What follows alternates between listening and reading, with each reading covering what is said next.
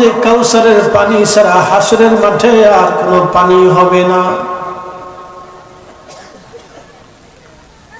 সেই হাসরের দিন কত বড় হবে, আল্লাহর কোরআনে আল্লাহ বলে দিলেন, তারুজুল মালাইকাতু ওয়ার রূহু ইলাইহি ফি ইয়াউমিন কানা মিকদারুহু 50 আলফা সানা। দুনিয়ার 50,000 বছর এক জায়গা করলে যত বড়, হাসরের একটা দিন হবে তত বড়। বর্তমান আমাদের আকাশে যে সূর্যটা 200 কোটি ডিগ্রি সেলসিয়াস, 13 লক্ষ পৃথিবী এক জায়গা করলে যত বড়, একটা সূর্য হলো তত বড়। এই সূর্যের ভিতরে কোনো সৃষ্টি নাই, কোনো জীব নাই, কোনো জীবন নাই, শুধু আগুন আর আগুন, আগুন আর আগুন। এই সূর্যটা হাসরের ময়দানে 70 গুণ তেজদীপ্ত দিয়ে হাসরবাসীর উপরে সূর্যের উত্তাপ ছড়িয়ে দিবে। আর সে মুআল্লার ছায়া ছাড়ার কোনো ছায়া হবে না। হাউজে কাউসারের পানি ছাড়া হাসরের মাঠে আর কোনো পানি হবে না। সেই হাসরের দিন কত বড় হবে, আল্লাহর কোরআনে আল্লাহ বলে দিলেন, তারুজুল মালাইকাতু ওয়ার রূহু ইলাইহি ফি ইয়াউমিন কানা মিকদারুহু 50 আলফা সানা। দুনিয়ার 50,000 বছর এক জায়গা করলে যত বড়, হাসরের একটা দিন হবে তত বড়। একবার জোরে বলবেন কি সুবহানাল্লাহ। এক সেকেন্ড করে 60 সেকেন্ডে 1 ঘন্টা হয়, 1 মিনিট হবে, 60 মিনিটে 1টা ঘন্টা হবে, 24 ঘন্টায় দিন ও রাত হবে, 24 ঘন্টার দিন ও রাতে 365 দিনে একটা বছর হবে। এক বছর করে 50,000 বছরের যত বড় হবে, হাসরের একটা দিন হবে তত বড়। সেই দিনে দুনিয়ার গরিব যারা, ধনীরা 500 বছর আগে গরিবরা আল্লাহর জান্নাতে চলে যাবে, জান্নাতে চলে যাবে, জান্নাতে চলে যাবে। একসাথে বলা যাবে কি আল্লাহু আকবার। খুশি? একসাথে বলেন খুশি। বুঝে যাবেন আল্লাহ কেন গরিব বানাইছে। গরিব বানাইছে বেহেশত দেওয়ার লাগে, কথা সোজা, বাকি ঝুঁকি নেই। গরিব বানাইছে বেহেশত দেওয়ার লাগে। আমার দিকে তাকান, গরিবের টাকায়, দিন মজুরির টাকায়, রিক্সাওয়ালার টাকায়, শ্রমিকের টাকায়, মধ্যবিত্তের টাকার ভিতরে হারামের সংমিশ্রণ নেই। তাদের টাকা হালাল, সারাদিনে একবার আল্লাহকে আল্লাহ ডাক দিলে একবারই কবুল হয়। আর যার টাকা হারাম, অর্থ হারাম, খাবার হারাম, সে 36,000 বছর আল্লাহকে ডাক দিলেও একবারও কবুল হবে না। হ্যাঁ, আজকে বলেন কেন, জোরে বলে। এই জন্য 500 বছর আগে যাবে। সত্তর ভাই খালি ফোনে ফোনে কথা হয়েছে, দেখা সাক্ষাৎ নাই। আল্লাহু আকবার। বসা যাবে না কিছু সময়? আল্লাহ কবুল করুক, বলে না আমি। হাজিরিন, কাজীপুরবাসী, আপনাদের এলাকা আমি প্রথম, এর আগে আর কোনদিন কোন সময়ের জন্য আমার আশা আর সুযোগ হয় নাই। তো ভাই একদিন ফোন দিয়ে আমার দাওয়াত দিছে, তো সেই দাওয়াতে আসার সুযোগ নেই। কোরআন শরীফ কার কালাম? সন্দেহ টন্দেহ, ভুল টুল, কালাম ভালো লাগে? তাহলে ঘরে ঘরে কোরআন তেলাওয়াত দরকার আছে। ঘরে ঘরে হাফেজদেরকে ডেকে ডেকে নিয়ে কোরআনের খতম দিবেন। কোনো বেদাত নাই, এটা আজেরে ফতোয়া, কোনো বেদাত নাই।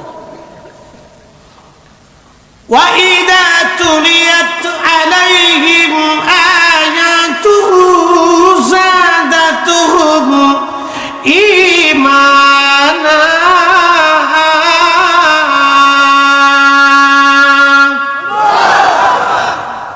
কোরআনের তেলাওয়াত যখন ঈমানদারদের কানে লাগে, শুধু কান পর্যন্ত থাকে না, দিল পর্যন্ত এসে যায়, তার ঈমান বৃদ্ধি পায়।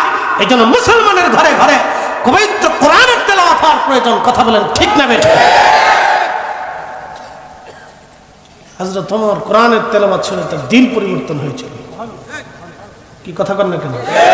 হযরত ওমর কোরআনের তেলাওয়াতের কারণে তার দিল পরিবর্তন হয়েছিল।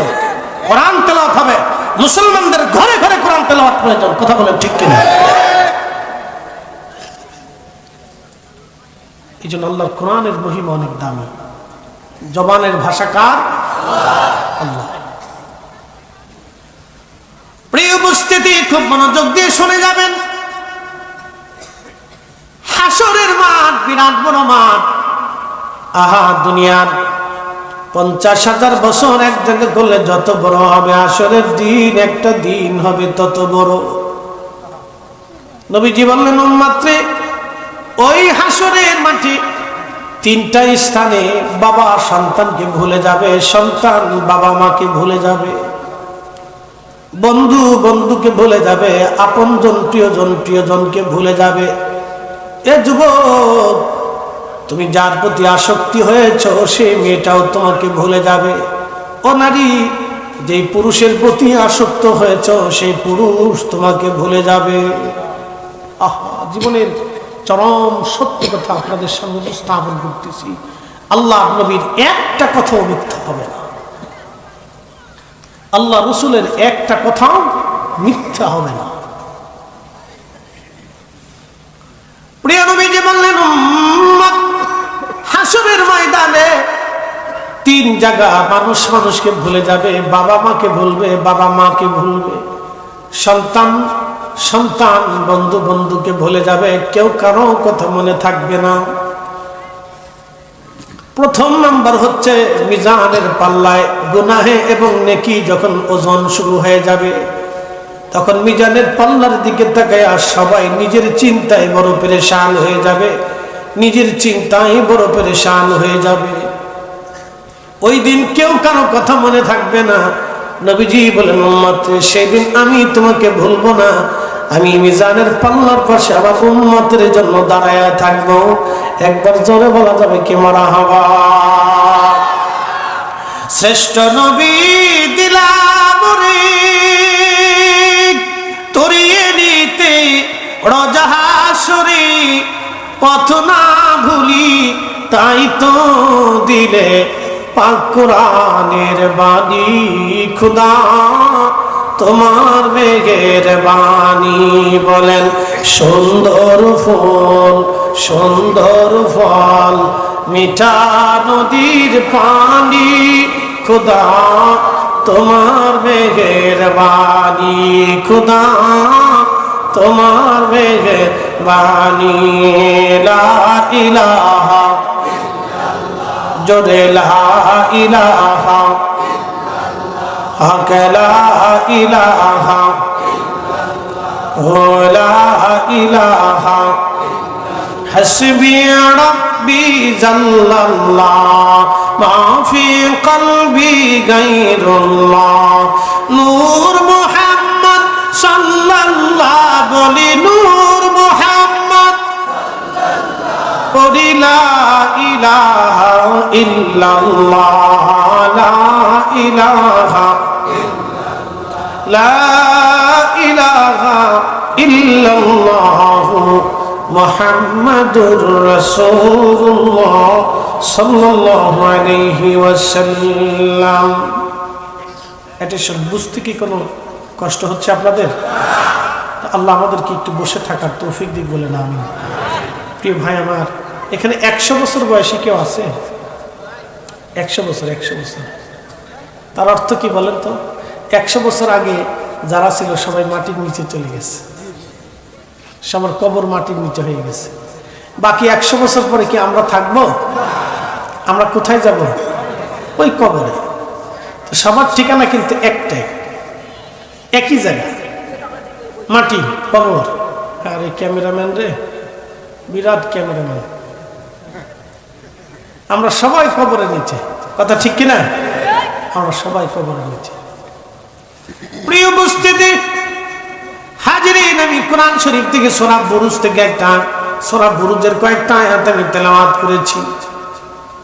আসহাবুল উখদুদের ঘটনা বলার জন্য মনোযোগ দেন। আমার রাসূল পৃথিবীতে আসবেন, নবীজি পৃথিবীতে আসার 100 বছরের মধ্যে পৃথিবীতে 2টা কঠিন কঠিন ঘটনা ঘটেছিল। 2টা ঘটনাই আমার আল্লাহ কোরআনে বলেছেন।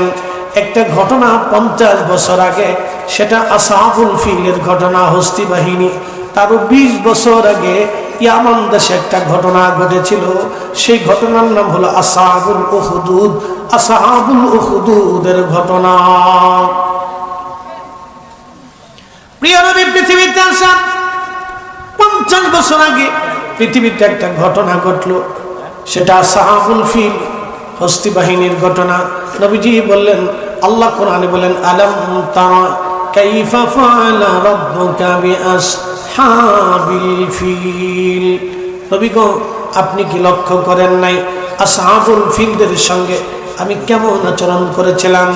হুজুর, আমি যাকে যাকে পাখিগুলি তাদের উপরে প্রেরণ করেছিলাম, ওই পাখিরা প্রত্যেকে পায়ের মধ্যে ছোট্ট ছোট্ট কঙ্কর পাথর এনে, মুখের মধ্যে ছোট ছোট পাথর এনে, আব্রাহা বাহিনীদের মাথার উপরে যখন পাথর ফেললো, ওই পাথরটা মাথার উপরে, মাথার ঢাল, হেলমেট ফোঁটা করে মাথার মগজের ভিতর দিয়ে, গলার রাস্তা দিয়ে, পেট দিয়ে, পায়খানা রাস্তা দিয়ে বের হয়ে একেবারে নারী বুড়ি মগজ টগজ সহ একসাথে নিয়ে একটা মানুষকে একেবারে হাতির লাদির মতো, একেবারে ভুসির মতো আমার আল্লাহ বানায় ফেললেন। একবার জোরে বলা যাবে কি আল্লাহু আকবার? সব ক্ষমতার মালিককে। আমাদের রব কয়জন? হিন্দু সনাতন ধর্মের যারা আছেন তাদের বিশ্বাস হলো বিদ্যার দেবতা আছে, পানির দেবতা আছে, বাতাসের দেবতা আছে, নিরাপত্তার দেবতা আছে, খাবারের দেবতা আছে, অক্সিজেনের দেবতা আছে, এরপরে আপনার কি বলে লক্ষ্মীর দেবতা আছে। এই জন্য তোরা শিবের পূজা করে, গণেশের পূজা করে, কালীর পূজা করে, দুর্গার পূজা করে, গরুর পূজা করে, এইভাবে লোকনাথের পূজা করে, মনসার পূজা করে। এরকম বহু পূজা তারা করে থাকে। এক এক ভগবানকে এক এক রকম এক এক ধরনের পূজা অর্চনা দিয়ে থাকে। আমরা মুসলমানরা মনে করি বৃষ্টির জন্য আল্লাহ, পানির জন্য আল্লাহ, অক্সিজেনের জন্য আল্লাহ, সৃষ্টির জন্য আল্লাহ, আসমানের জন্য আল্লাহ, সূর্যের জন্য আল্লাহ, চাঁদের জন্য আল্লাহ, সবকিছুর জন্য একসাথে। বলেন কে? না না, হাত উঁচা করে বলেন কে? আরো জোরে বলেন কে?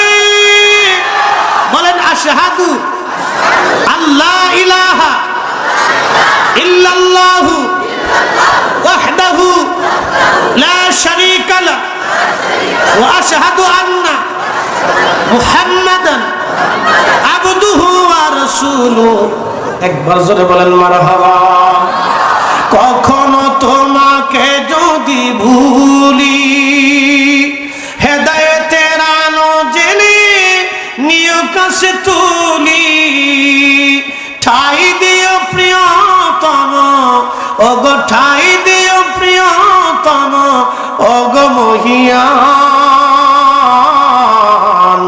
তুমি রহমান, তুমি মেহেরবান, অন্ধ গাহে না শুধু তোমারি গুণগান, বুঝেও বুঝে না তবু শান। তুমি রহমান, তুমি মেহেরবান। হাজিরিন, আব্রাহা বাহিনী ধ্বংস করলো, সে আবাবিল পাখি এখনো হেরেমে আছে। কিয়ামত পর্যন্ত সেই পাখি থাকবে। সেই পাখির বংশ এখনো কাবা দিয়ে উড়ে বেড়ায়। হেরেমের ভিতরে আপনি আরেকটা পাখি পাবেন, এই পাখির নাম কবুতর। কবুতর আপনি হেরেমে এখনো পাবেন। বলে হুজুর, কবুতর আসলো কোথার থেকে?